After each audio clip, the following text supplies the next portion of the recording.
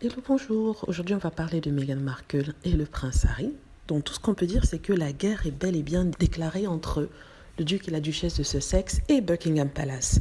Aujourd'hui, en une des journaux, on a une histoire sur Meghan Markle et sur sa conduite avec les membres de son staff. Depuis 2 ans, il y a des rumeurs selon lesquelles elle menaçait son équipe, certains membres de son équipe, elle était très dure avec eux, elle était horrible avec eux, qu'à cause d'elle, certains membres de son équipe sont partis, et aussi qu'elle est harcelée son équipe.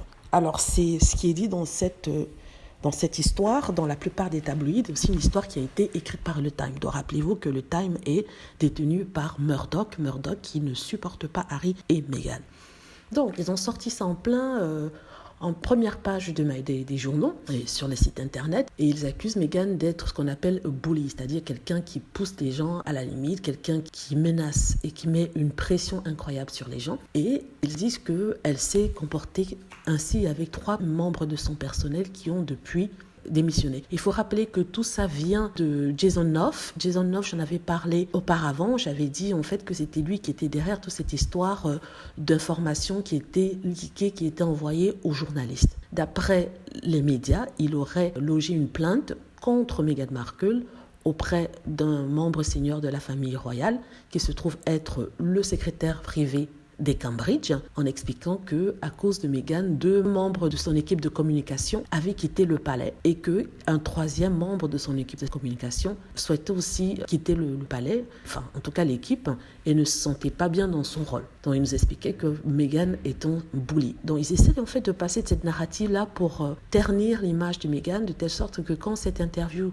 de dimanche arrive, personne ne puisse la croire et que tout le monde croit qu'elle est horrible et que tout le monde croit qu'elle est l'une des femmes les plus diaboliques au monde. Donc l'avocat de Meghan Markle a dit que c'était faux, qu'aucun staff n'est parti à cause d'elle et qu'une seule personne est partie parce qu'elle avait mal fait son job et avait pas été professionnelle. On accuse Meghan d'avoir porté des bijoux pour se rendre à un dîner de son voyage à Fidji. Apparemment, c'était des bijoux en diamant qui avaient été offerts lors de son mariage par le roi d'Arabie Saoudite, et on lui aurait dit qu'on n'était pas sûr de la provenance de ce diamant et qu'elle avait quand même porté malgré tout. Que voilà, elle fait ce qu'elle veut, elle a un fort caractère, elle n'écoute pas ce qu'on lui dit. En fait, c'est ce qu'ils essaient de dire. Meghan n'a pas nié avoir porté un diamant, mais qu'on lui ait dit la provenance.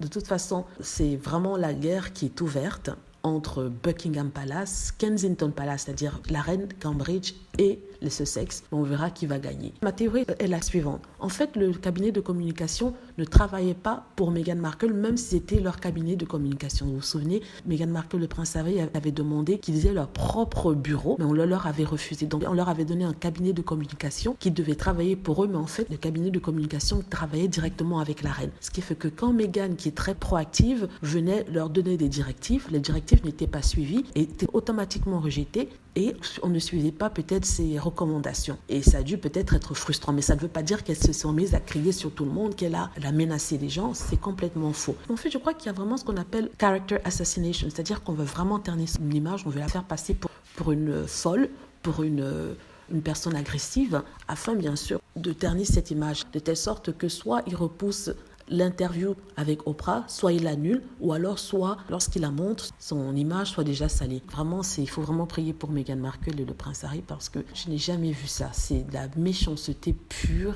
c'est diabolique ce qui se passe contre elle. Voilà, j'espère que vous avez aimé la vidéo. N'hésitez pas à cliquer sur like si c'est le cas, à vous abonner pour plus de vidéos et à cliquer sur la petite cloche afin d'être averti lorsque je poste une nouvelle vidéo. Merci.